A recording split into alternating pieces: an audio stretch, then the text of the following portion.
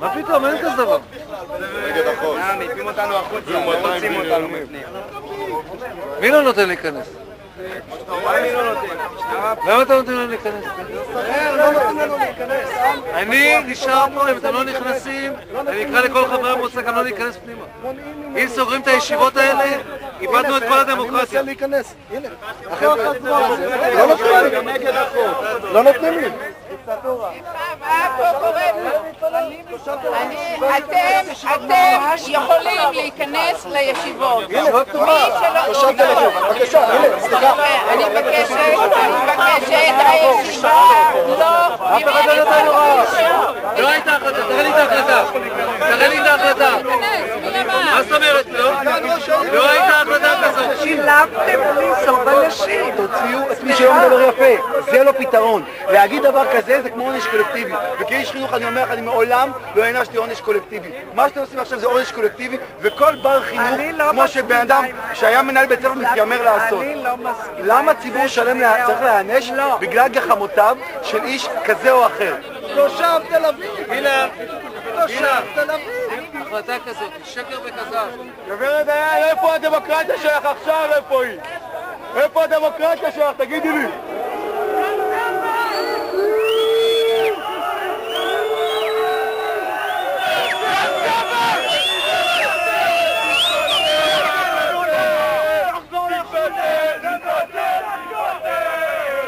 אני רוצה שתנהלו דיון, תנהלו דיאלוג עם הציבור. אתה מדבר עם האדם הלא נכון. למה לא? את חברת מועצה. אני לא מדברת איתך. לא, הוא לא מדבר איתי, אני רוצה שתפעילו עליו לחץ.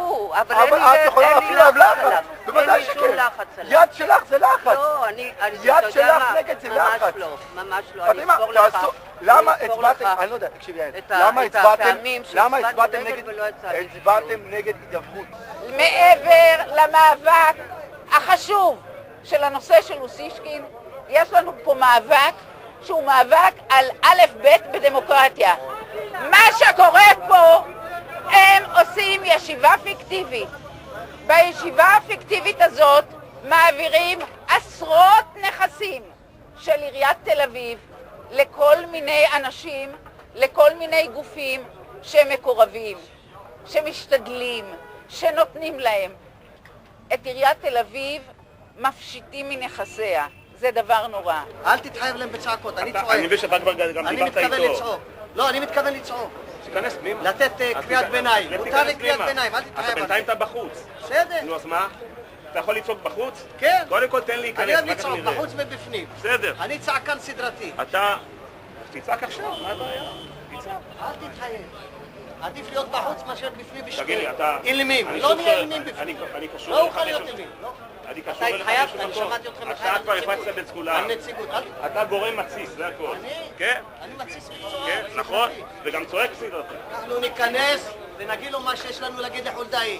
עדיף להיות בחוץ מאשר לשתוק. להיות כמו אילמים בפנים. בינתיים אני רואה אותך בחוץ. בסדר, אין לי בעיה, לא סובל כל כך. קודם כל תן כבוד למי שנלחם בשביל להיכנס פנימה. 100%, אני מכבד אותך מכאן ועד הודעה חדשה. ומהרגע הזה תן לעבוד. בסדר, אנחנו נעבוד. תעבוד יפה, אבל לא נציגות ולא אילמים. זהו, לא ילך. חרשים כן? חרשים כן. יפה, אוקיי, התקדמנו צעד אחד. חולדאי, תיזכר לדיראון עולם אם תהרוס את אוסישקין. ראש עיר לא תהיה, תשכח מזה. אבל אני שואל אותך, אתה כבר לא טייס. מתי תרד לקרקע? מתי תראה 600 ילדים ללא אולם? איך נתת 10 מיליון התנדבת למכבי תל אביב בפסק דין מ-26 למרץ? תתבייש לך. ואני תפקידי לקיים אורח חיים תקין בעיר, לא על פי התלהבות וצעקות.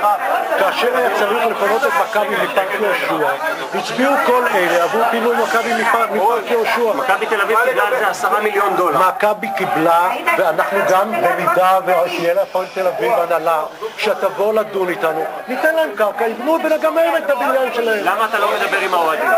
מפני שהאוהדים לא מייצגים מול חברה,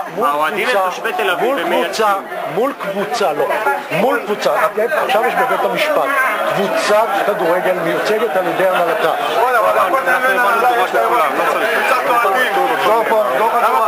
לא חגור, אף אחד לא עובר.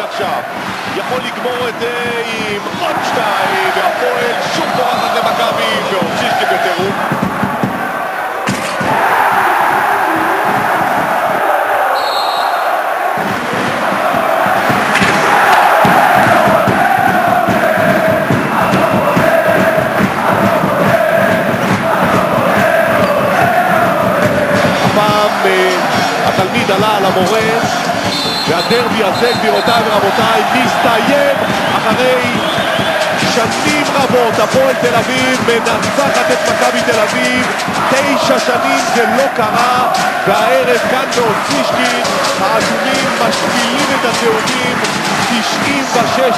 96-71, ואם אדלשטיין דיבר לפני תחילת המשחק הזה על האלטרנטיבות ועל דרבי האלטרנטיבות ועל התקווה לכדורסל הישראלי לתחרותיות, הערב קיבלנו תשובה מלאה, יש אלטרנטיבות בכדורסל הישראלי.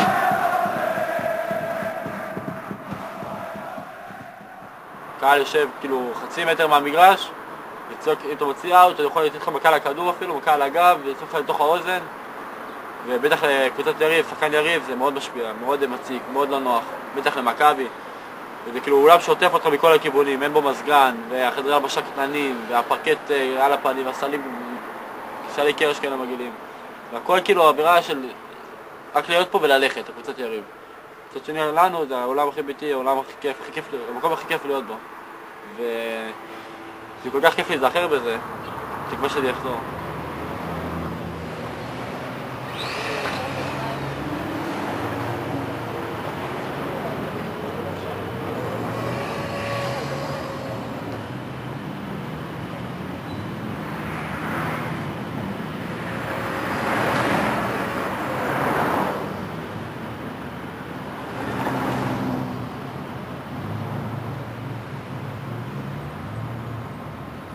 אני עובד בבית קפה ועברתי ליד שולחן אתמול ודיברו על כל הקטע של אוסישקין, אנשים, פרופסורים באוניברסיטה, דיברו על מה שהיה בעירייה, כל מה שחולדאי עושה וכמה שהוא מושחת, וסתם, כאילו בלי קשר אליי, בלי קשר לכלום, דיברו על המאבק שלו. אין כמעט בן אדם שלא שמע. זה טוב.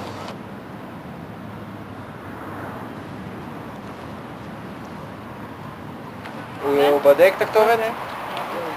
הוא בודק את הכתובת של חולדאי?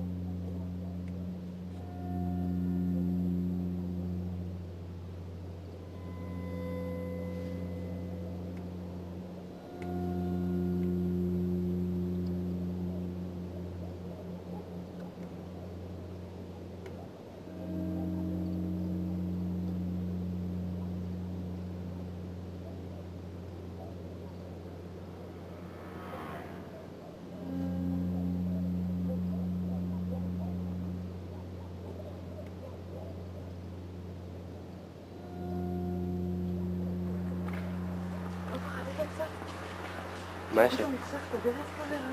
מה הוא יעשה? יצעק? כמו שהוא צועק בעירייה? קרא למשטרה? מה יעצרו אותי? על תליית בלונים? האמת שיש פה מסר מפחיד שאנחנו מגיעים לו עד לבית, אבל... נכון. עד לדלת, אבל... אנחנו עוד לא הגענו לשלב הזה. אני מקווה שלא נגיע לשלב הזה, אני לא...